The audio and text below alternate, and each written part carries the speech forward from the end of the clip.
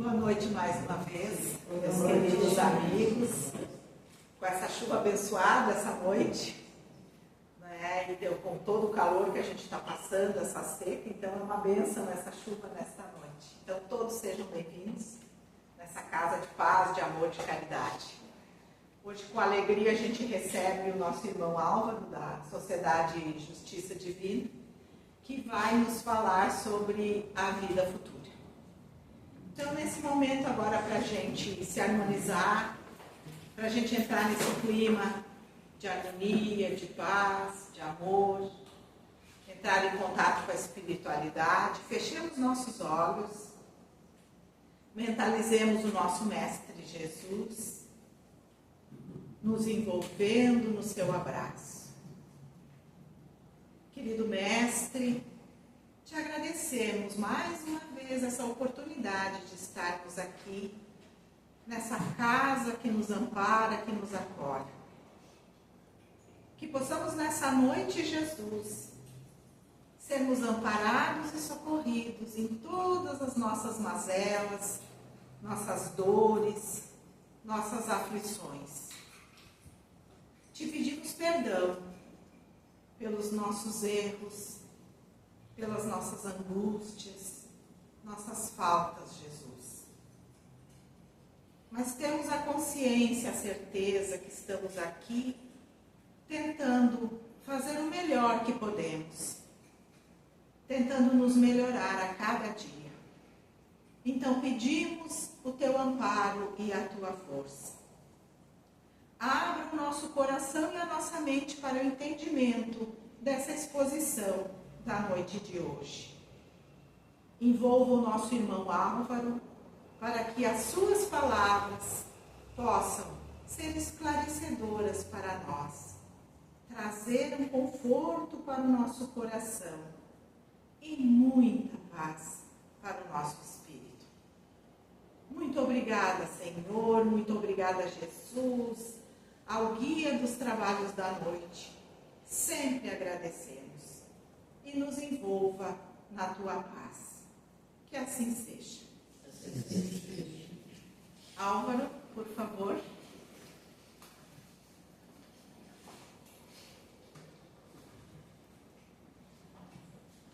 Mais uma vez, uma boa noite. Boa noite. Agradecendo o acolhimento. Como dizíamos para os companheiros, a gente está em casa, né? Porque se sente em casa, nossas casas, onde a gente tem o mesmo ideal, o mesmo propósito de nos aproximar da doutrina espírita e, consequentemente, nos aproximar dos ensinos de Jesus. Porque a doutrina espírita nada mais é do que o cristianismo redivivo, conforme Kardec nos revela nas suas obras básicas, né? O espiritismo veio também tirar o véu de muitos ensinos que o cristianismo, compreendido pela humanidade, ainda necessitava. Então, falar de doutrina é falar de Jesus, dos seus ensinos.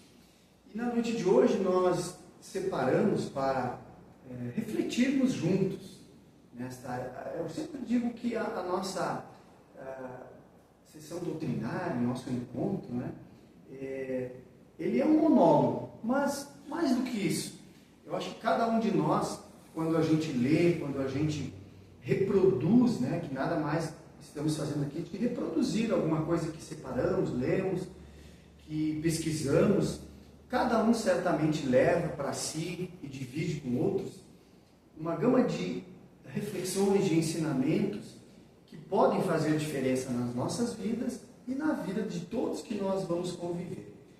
E esse eu acho que é o grande propósito da doutrina, o grande propósito do cristianismo.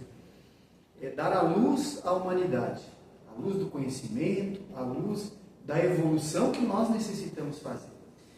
E separamos então para essa reflexão, que cada um possa, lá no seu íntimo, na sua consciência, conseguir tirar o melhor.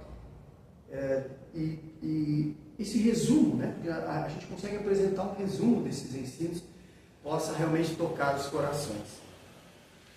Então nós temos no capítulo que vamos utilizar hoje, no capítulo 2 do Evangelho segundo o Espiritismo, que segundo os benfeitores, Evangelho segundo o Espiritismo, porque este Evangelho, existem outros, né? Existe o Evangelho dos Apóstolos, que foram aqueles que estiveram lá na história bem próximo do Cristo, alguns sucederam a história deles, eles não conviveram com ele, apenas João, né?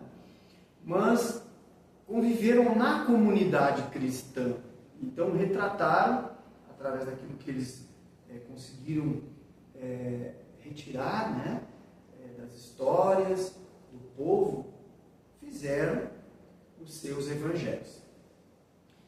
E é um legado que nós temos. Mas a doutrina espírita veio nos trazer um evangelho diferente. A proposta de Kardec, né, junto com os espíritos da codificação, é um evangelho diferente. Por quê?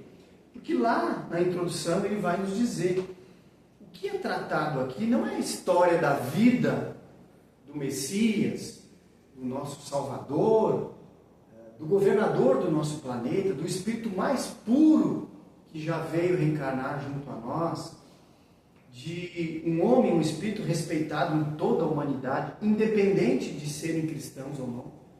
Jesus é respeitado e reconhecido por toda a humanidade. É um evangelho diferente porque ele trata dos ensinos morais. Essa é a característica. Não conta simplesmente a história da vida de Jesus. Conta e separa para nós o extrato dos ensinos morais. Aquilo que ele veio projetar como luz para a humanidade. E por isso que ele é diferente. E Kardec disse que essa característica do Evangelho segundo o Espiritismo, que trata dos seus ensinos morais, ensinos que tratam das leis de Deus, são conteúdos onde todos os conceitos, todos os seres humanos, todos os espíritos podem fazer uso. Faz bem para todos. Ali, se nós mergulharmos nesses ensinos morais do Cristo, não haverá divergências, não haverá separações, não haverá falsas interpretações. E por isso que o Evangelho segundo o Espiritismo é diferente, porque ele fala das leis morais, apenas das leis morais. E traz, né, para nos facilitar, espíritos mais evoluídos, decodificam, facilitam as palavras do Cristo, comentam, né, facilitando a compreensão. Então, por isso que o Evangelho segundo o Espiritismo, não é só segundo João, segundo Mateus, é segundo o Espiritismo, ele reúne apenas, entre aspas, né, os ensinos morais, o extrato, a seiva desta árvore divina que foi a vinda do Cristo. É a seiva da árvore. Né? A coisa mais importante, nós podemos dizer. Então, neste capítulo 2 vai falar de uma passagem, né, um fato, realmente, né, que aconteceu quando Jesus esteve junto a Pilatos, naquele momento em que ele foi condenado. E a partir daí, Jesus cita, todos nós conhecemos a passagem, né, em que Pilatos faz algumas perguntas para ele, com o intuito de...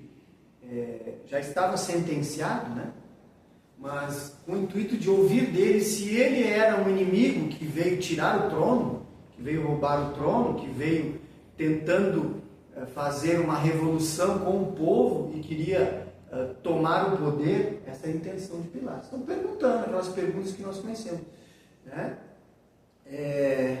Sois reis dos judeus, né?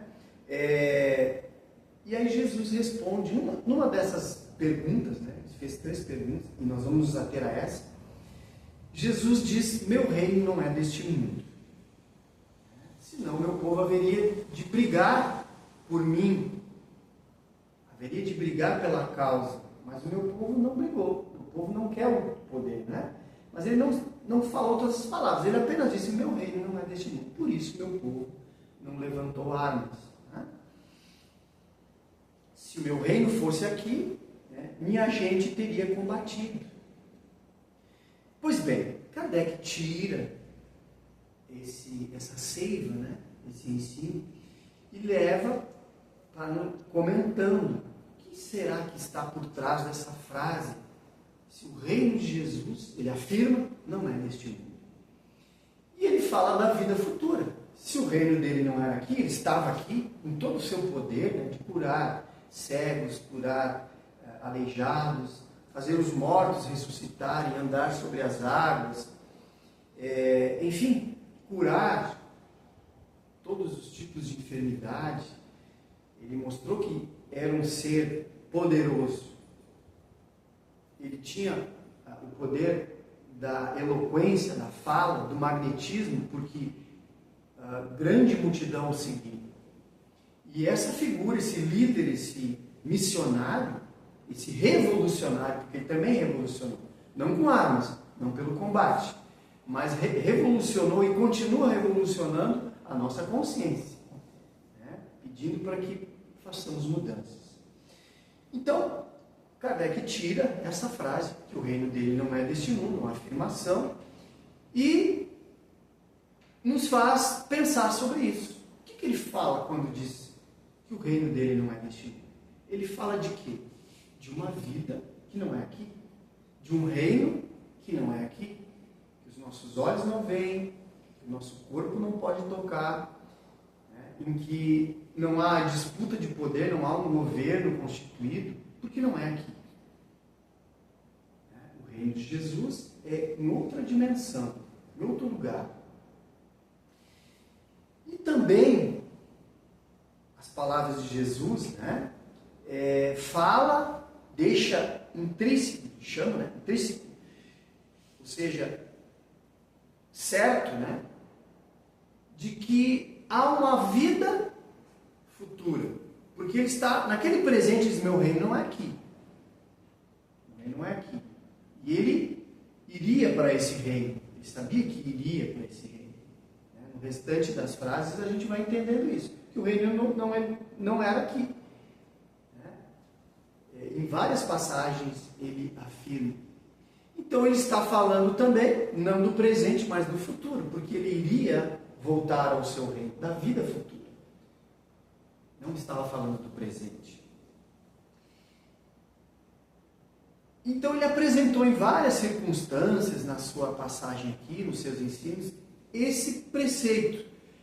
E Kardec vai dizer que esta tal vida futura é um objeto das preocupações do homem também sobre a Terra. Né? Às vezes a gente não quer pensar, acha que não está pensando, mas é uma preocupação. O que será do nosso futuro? O que será do nosso futuro? É um objeto das principais preocupações do homem. E também, né, sem a vida futura que Jesus já naquela época, a certeza da vida futura, sem colocar como uma pedra de alicerce, em todos os seus ensinos ele deixava transparecer que ele não estava falando sobre o presente. Quando, por exemplo, ele cita aquele poema que alguns pensadores, alguns homens inteligentíssimos, né, como Mahatma Gandhi, disse que se todos os livros fossem queimados e apenas as bem-aventuranças, o livro das bem-aventuranças continuasse existindo, o mundo estaria salvo. Porque ali está contido tudo que a humanidade precisa saber e realizar. Então, neste ensino que tem essa grandeza, essa luz lançada sobre a humanidade, Jesus deixa muito claro que tudo que ele diz no Sermão do Monte, as bem-aventuranças, se trata da vida futura, onde ele promete felicidade. Felicidade aos que sofrem, né? Mas ele não fala de uma felicidade presente, ele fala de uma felicidade futura. Deixa bem claro, né? que ele está falando da felicidade que há de vir no futuro. Então não deixa sombra de dúvida que a vida futura, a crença na vida futura, crer na vida futura, que ela existe, que ela é uma coisa concreta, é a pedra principal que começa a casa do ensino, né? Se o edifício dos ensinos morais do Cristo fosse um edifício, a pedra inicial principal é a crença na vida futura. Porque se não houvesse essa pedra de alicerce, essa crença, todas as suas falas, todos os seus ensinos, todas as suas promessas, elas ficam frágeis ou até mesmo inválidas. Elas não teriam valor.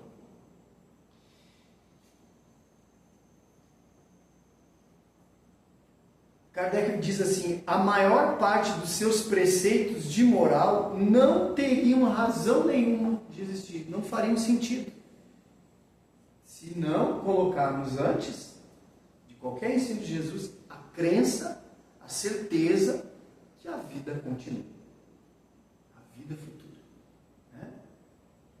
Este dogma pode ser chamado um dogma, né? É o ponto central dos ensinamentos do Cristo. E Kardec vai dizer que ele traz, lembra o capítulo 2, meu reino não é deste mundo, é no início do livro. Então Kardec diz, estou justificando aqui porque eu trouxe o primeiro capítulo, os primeiros capítulos do livro. No capítulo 1 ele apresenta Jesus, apresenta o Espiritismo. Né? E no segundo capítulo ele coloca, este ensinamento deve preceder todos os outros. Quais são os outros? Vai falar de fé, vai falar de esperança, vai falar de perdão, da reencarnação. A gente continua no Evangelho, né? A casa de meu pai tem muitas moradas, então, da sucessão das vidas. Mas Kardec, olha, para entender tudo isso, para poder praticar tudo isso, é preciso crer na vida futura. É preciso entender. E para crer na vida futura, nós temos que entender o que é a vida futura, que precede essa, né? Então, a gente, vamos dizer assim, demoramos um tempo aqui para entender a importância desse ensino.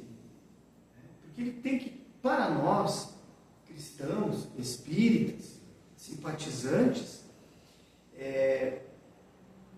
o Evangelho segundo o Espiritismo, alguns dizem, é um farol que nos dá um roteiro, e é um roteiro seguro que é nos oferecido.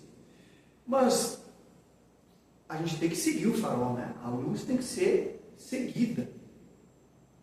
Não posso desviar da luz se eu quero estar em terra firme. Se o Evangelho é um farol, e Kardec nos afirma que temos que crer na vida futura, temos que entender e crer como uma base dos nossos sentimentos, da nossa consciência, né? O que não é fácil. Porque nós estamos num mundo material, de matéria. Estamos aqui, nós espíritas, ou os espiritualistas, entendemos de passagem, assim diz as mensagens na internet, né? Estamos aqui como inquilinos. Esse corpo, nem mesmo esse corpo, é uma propriedade, porque daqui a pouco ele se desfaz e não pertence mais ao nosso espírito. Então não é uma propriedade, porque ele é temporal. Então, nós caminhamos para os demais ensinos da doutrina e os ensinos de Jesus, em bases seguras, onde tudo vai fazer um sentido, quando nós entendemos esta importância, né? De todas as nossas ações aqui na Terra, todos os nossos propósitos. Nós temos muitos propósitos. Temos o propósito da sobrevivência, né? Isso está em nossos instintos, em nossa consciência. A gente precisa sobreviver. A gente precisa cuidar da saúde, a gente precisa cuidar da alimentação, a gente precisa cuidar do bem-estar, de ter um lugar confortável, né? A gente precisa se locomover. Então a gente precisa de instrumentos que façam que a gente tenha, né, condição de bem existir, não só existir, bem existir. isso está em nossa consciência, está em nossos anseios, na nossa vontade. Isso é a lei de Deus em nós. Nós temos também o instinto de sobrevivência, colocado em nossa consciência, em nosso espírito, em que desviamos dos perigos, em que evitamos certas coisas, e às vezes ainda espíritos em fase de infância. Então eu gosto muito dessas comparações que nos ajudam a entender, né? Os espíritos têm essa facilidade, eles não encontram palavras, vou usar uma palavra para vocês entenderem. Nós estamos ainda, apesar de acharmos que temos muito conhecimento, os espíritos, olha, vocês estão no estado de infância espiritual. A gente entende que a infância é um estado, né, que pode trazer certas vantagens, a mobilidade, né, o futuro, a perspectiva de ter bastante vida, bastante tempo, é fase da infância. Mas é fase também de maturidade, é a fase da irresponsabilidade, é a fase em que nós ainda agimos sem pensar, né? Agindo por impulsos. Então, os espíritos, olha, vocês adultos aí, vocês que estão aí com essa idade de 80 anos, 70 anos, né? Vocês estão na infância espiritual. Puxa vida, né? Achei que eu era maduro, achei que eu já conhecia a vida. Não, é infância espiritual, não está falando dessa vida. Então, na infância espiritual que todos nós nos encontramos, e com essas necessidades que temos, né, a sobrevivência, de nos manter vivos, porque isso é da lei de Deus, né, fugir dos perigos, das ameaças, da lei de sociedade, que é uma lei também constituída no Código Divino, que diz que nenhum de nós vai evoluir e crescer sem se relacionar. A gente precisa um dos outros. É da lei. Essa lei de sociedade que nos obriga, né, a aprender a conviver, aprender a buscar no outro o que eu não tenho. Difícil? Por que é difícil?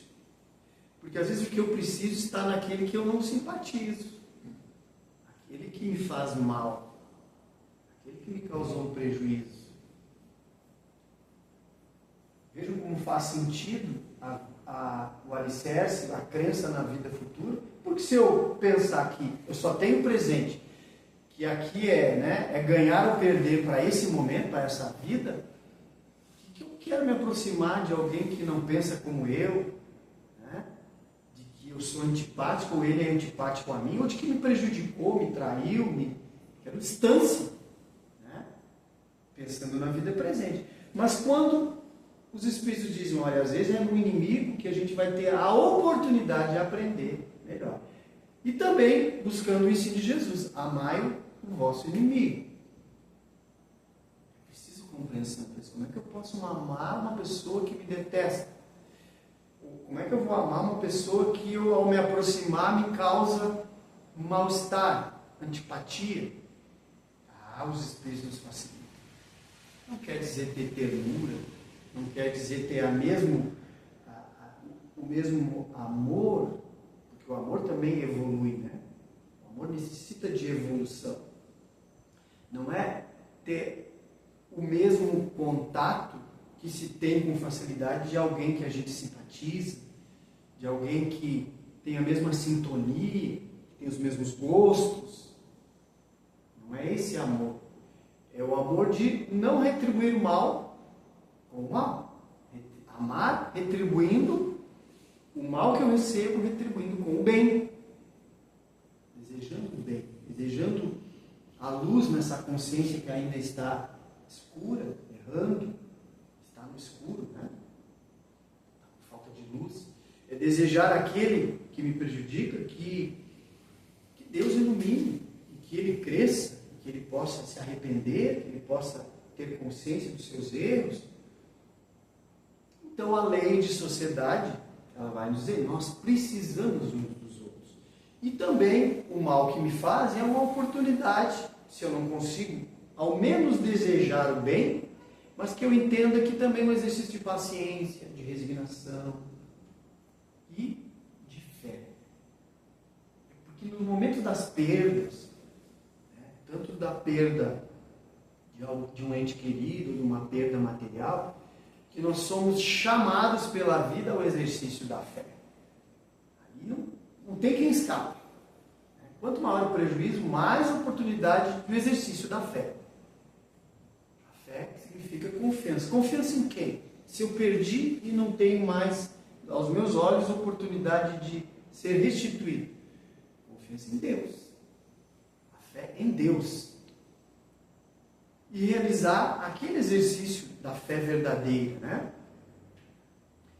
Eu creio em Deus. Aí é o momento da gente dizer se crê em Deus. Já eu creio em Deus. Eu creio em Deus, eu acredito em Deus, eu peço a Deus, eu oro a Deus. E no momento das perdas, será que eu consigo repetir? Eu creio em Deus. Eu creio em Ti, Senhor. Com confiança. E aquela máxima, eu creio, eu confio e eu entrego. Essa máxima, se pensada e executada pelo nosso coração e pelo nosso pensamento, é a fé, é o exercício da fé verdadeira. Eu creio em Ti, eu confio nos Teus desígnios, porque eu creio na vida futura. Se Tu não me restituir nessa parte, Tu vai me restituir numa outra. Eu confio em Ti e eu entrego. Quando a gente entrega, porque eu creio, porque eu confio, automaticamente a gente vai ficar em paz. Eu confio. Eu entreguei nas mãos desse Pai. Não está mais nas minhas mãos. Eu sou limitado. Eu sou ainda incapaz de resolver tudo. Mas eu confio e eu entrego em Tuas mãos e fico em paz. A gente não fica assim quando coloca o filho nosso, algum objeto nosso de muita confiança, um petzinho, né? Então, a gente entrega nas mãos de alguém, a gente tem certeza que vai fazer os mesmos cuidados que a gente faria. A gente relaxa, porque confia, porque entrega e confia. Essa é a fé que os bons espíritos nos pedem para praticar. Mas ela a gente só consegue se acreditar na vida futura. Porque às vezes eu confio e eu entrego, não pode lá, né? Lá no porãozinho, a gente tem os porões, né? Onde, lá nos porões a gente guarda as coisas, né? Que não tem mais utilidade. E no porão dos nossos pensamentos, da nossa consciência, não pode ficar guardado, né? Ressentimento, medo, e esses sentimentos que nos tiram a tranquilidade e nos fazem não continuar caminhando. Porque é uma outra coisa importante. Né? Quando eu creio, quando eu confio, quando eu entrego, eu me abasteço de uma força, de uma energia que me permite continuar caminhando. Me permite continuar fazendo aquilo que é o meu destino.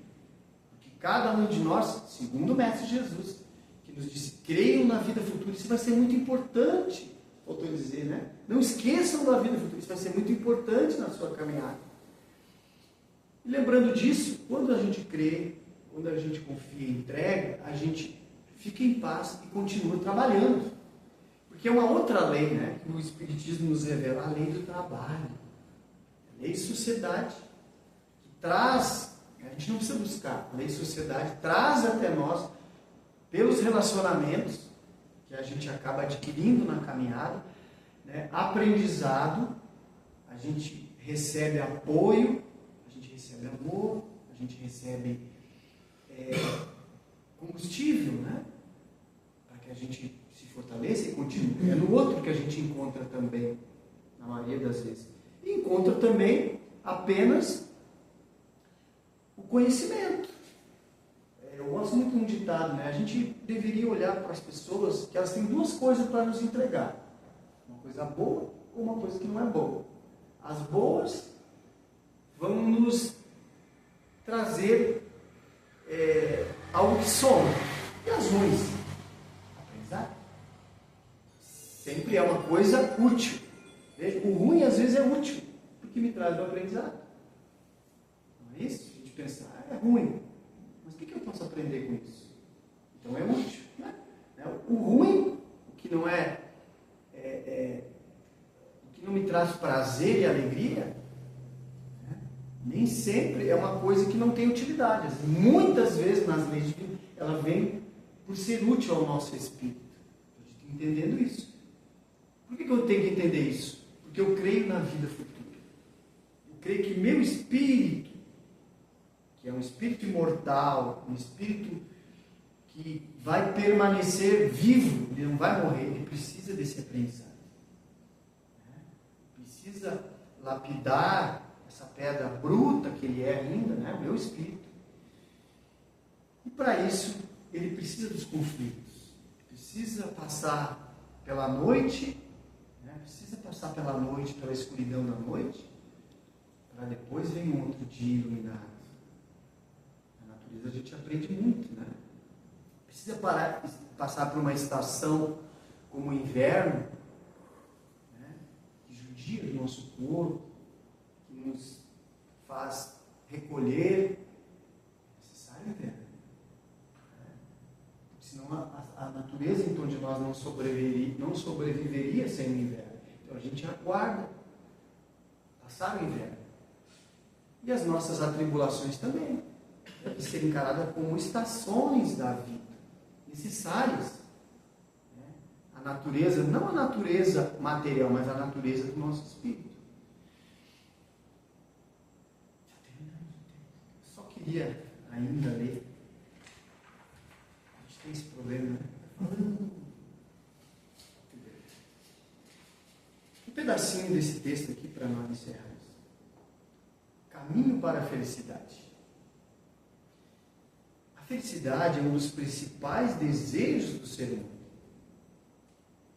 É um dos principais. Para isso ele tem buscado caminhos. Muitas vezes na satisfação dos sentidos, das conquistas materiais. Mas o que a gente vê? Não estamos tendo êxito. A gente foca, né? A palavra foco, objetivo. Mas o foco é apenas nas coisas materiais. E a felicidade verdadeira, ela não vem quando a gente prioriza apenas esse caminho, né? Das conquistas materiais. As leis divinas, que são soberanas, né? Estão estruturadas de forma a estimular o progresso de todos nós espíritos, motivando em nós necessidades. O homem trabalha, né? Pelo trabalho coloca em ação a sua alma e que nos faz avançar. O trabalho desperta a nossa inteligência, a nossa moralidade. O grande equívoco é quando colocamos o progresso material como fim e não como um meio. As coisas materiais são um instrumento, não pode ser a única razão da nossa existência. Enquanto não despertarmos para o objetivo principal para o qual fomos criados e estamos passando por esse mundo, continuaremos insatisfeitos. Estamos aqui cumprindo um sagrado compromisso de construir a nossa evolução espiritual, com a conquista do conhecimento por meio de estudo, e do trabalho e da moralidade, e também pela convivência uns com os outros. Encontraremos, então, a felicidade somente quando encontrarmos o verdadeiro meio mais seguro de nos conduzir nessa vida, através do trabalho no bem, servindo a Deus por intermédio de sua obra. A caridade, a fraternidade. Quando eu entender que nessa lei de sociedade eu tenho que fazer a vida do meu semelhante melhor. Essa é a razão da nossa existência. Eu não estou aqui só para fazer a minha vida melhor. Isso não faz sentido. Isso não nos satisfaz ao longo do tempo. Estou aqui para a minha felicidade, mas para fazer aqueles que estão no meu convívio também tenham uma vida melhor. Então, crendo e confiando na vida futura, que nos trará recompensa. Né? Muito bem, meus irmãos, nós chamamos a atenção e agradecemos a oportunidade, as reflexões, e vamos buscar então os acerenados,